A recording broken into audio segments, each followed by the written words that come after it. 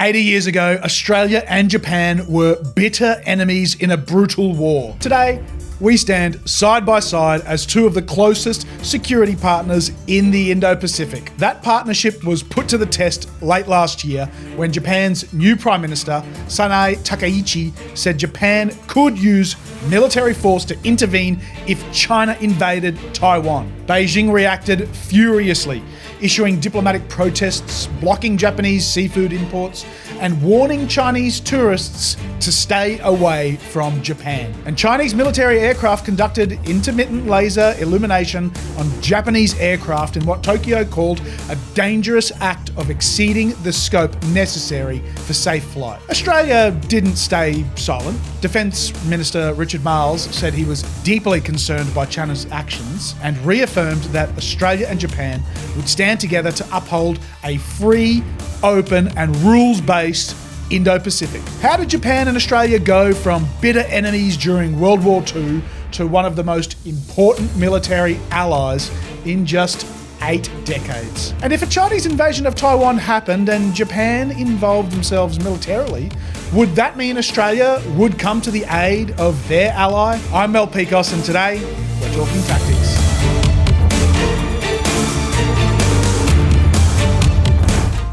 Japan's history with China. To understand why tensions between Japan and China are so sensitive today, you have to go back more than a century. For much of recorded history, China was the dominant power in East Asia. Its culture, writing system, philosophy, and political ideas heavily influenced Japan. But that relationship was never one of equals. China saw itself as the centre of civilization, and Japan existed on the periphery. That dynamic changed dramatically in the late 19th century. In 1895, Japan defeated China in the First Sino-Japanese War, and it was a shock to the region. Modernising Japan had beaten a once mighty Chinese empire, signalling a complete shift in the balance of power in East Asia. That shift only intensified in the decades that followed. In the 1930s and 1940s, Imperial Japan invaded large parts of China during the Second Sino-Japanese War. This period included some of the darkest chapters in modern Asian history, including the Nanjing Massacre, widespread civilian suffering, and brutal occupation policies. For China, this was not just a war, it was a national trauma. Even today, memories of Japanese wartime actions remain deeply embedded in Chinese political narratives, education, and public discourse. The Chinese Communist Party frequently invokes this history to reinforce nationalism and justify suspicion towards Japanese military ambitions. After World War II, the relationship froze rather than healed. Japan became a US ally, adopted a pacifist constitution, and focused on economic growth. China went through civil war, revolution, and then decades of isolation before re-emerging as a major power in the late 20th century. As China's strength grew, so did friction. Today, tensions are driven by overlapping disputes and unresolved history. The two countries clash over islands in the East China Sea. The Senkaku Islands have been owned by Japan since 1885 until the end of World War II,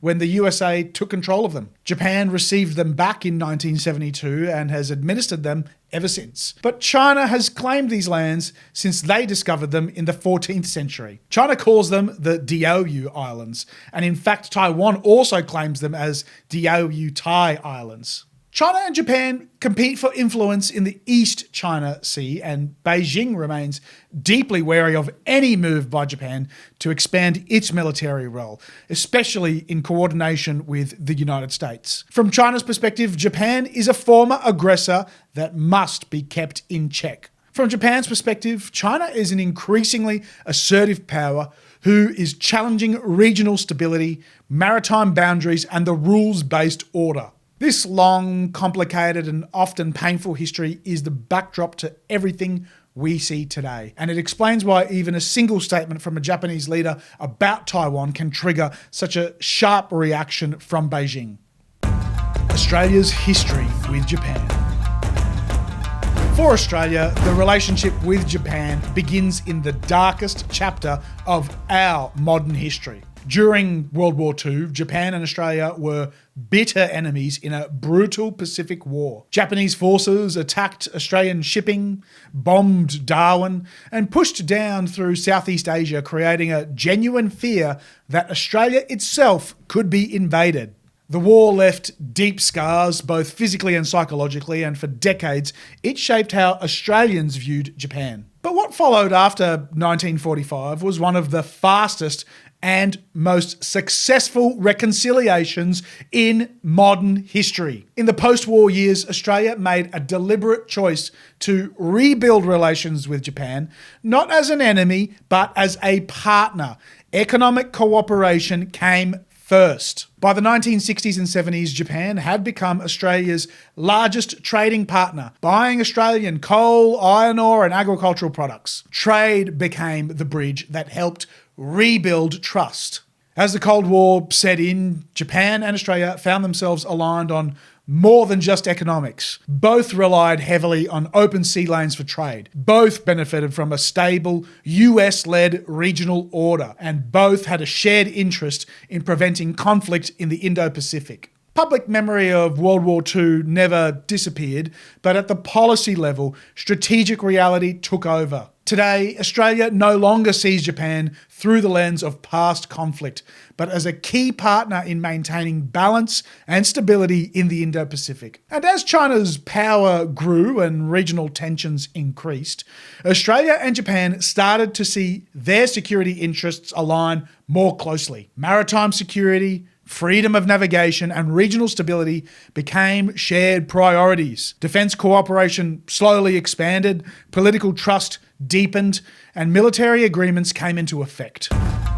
Australia-Japan Defence Agreements.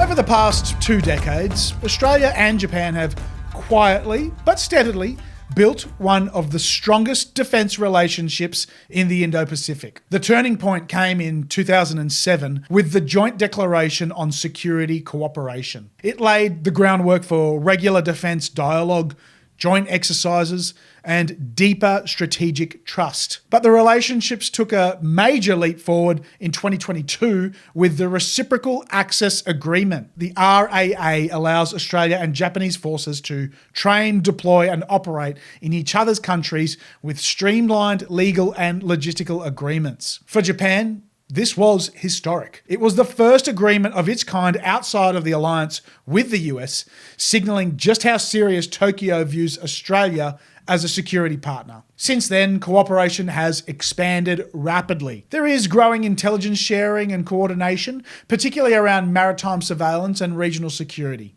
And there is the sharing of military technologies. One of the most obvious examples of this is last year's $10 billion contract that Japan won to build and supply the new general-purpose frigates for the Australian Navy. They will be based on the Japanese Mogami-class warships, and the first 3 of these frigates will be built in Japan. If you want to check out more on these, check out this video up here.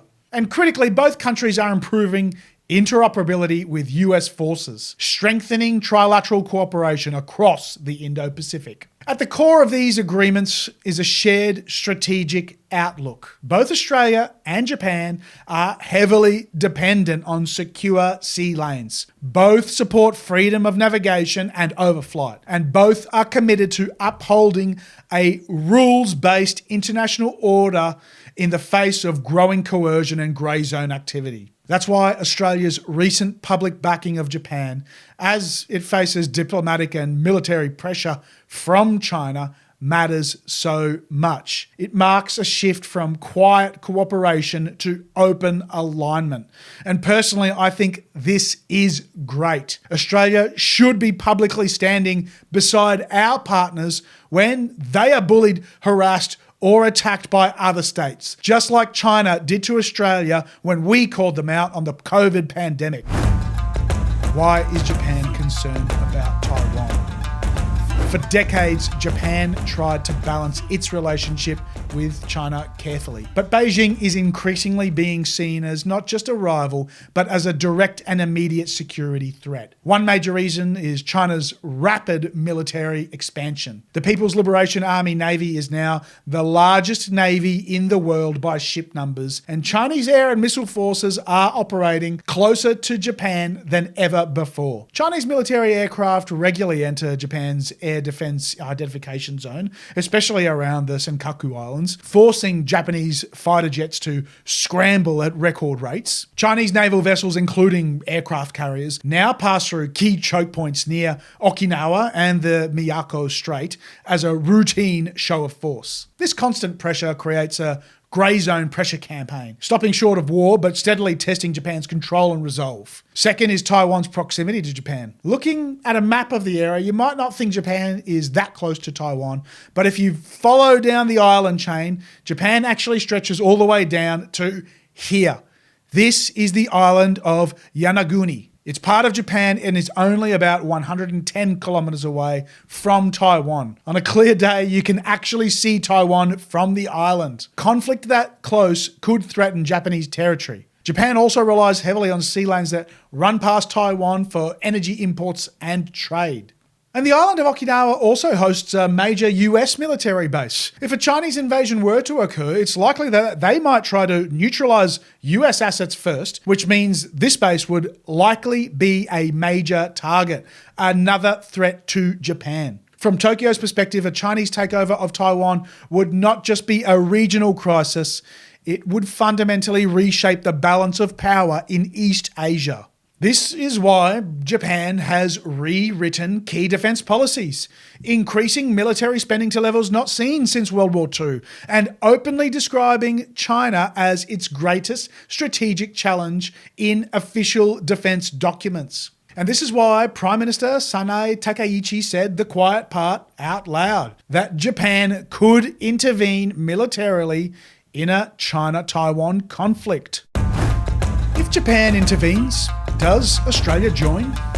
The short answer is this: there is no automatic obligation for Australia to fight alongside Japan. Unlike the United States, Australia does not have a mutual defence treaty with Japan that forces an immediate military response. There is no ANZUS-style clause that says if Japan is attacked, Australia must go to war. But in reality, it is not that simple. Australia is a treaty ally of the United States, and Japan is one of America's most important allies in the Indo-Pacific. Any conflict involving Japan and China over Taiwan would almost certainly involve the United States. And if the United States is involved, Australia would face intense pressure to contribute. There is also Australia's own strategic interest to consider. Stability in the Taiwan Strait matters directly to Australia's security and economy. A conflict there would disrupt global trade routes, energy supplies, and regional security arrangements that Australia depends on. So what might Australia actually do? At a minimum, Australia would almost certainly provide intelligence sharing, logistics support, and access to bases and facilities. Diplomatic backing and economic support for Japan and the United States would be highly likely. Direct military involvement would depend on the scale of the conflict, Australia's political leadership, and how directly Australian forces or interests were threatened. But there are some serious risks. Any involvement would raise the chance of escalation with China. Australia could face economic retaliation, cyber operations, or pressure across the region. These are not hypothetical costs, they are trade-offs Canberra would have to weigh very carefully. The strategic reality is this: Australia and Japan are becoming increasingly tied to the same security outcomes. As our defence cooperation deepens, so does the likelihood that a major conflict affecting one of us would affect the other. In a Taiwan scenario involving Japan, Australia might not be legally forced to join, but staying completely on the sidelines would be extraordinarily difficult. But what do you think? Would Australia step in to support Japan if they chose to intervene in a conflict between China and Taiwan? Do you think Australia should get involved? And how far should our involvement go? Should Australia be clearer now about where it would stand in a Taiwan crisis, like Japan has made clear? Or is the strategic ambiguity still the best option? I'd love to know your thoughts in the comments section down below. And that's it for today. I'm Mel Pikos, and we've been talking tactics.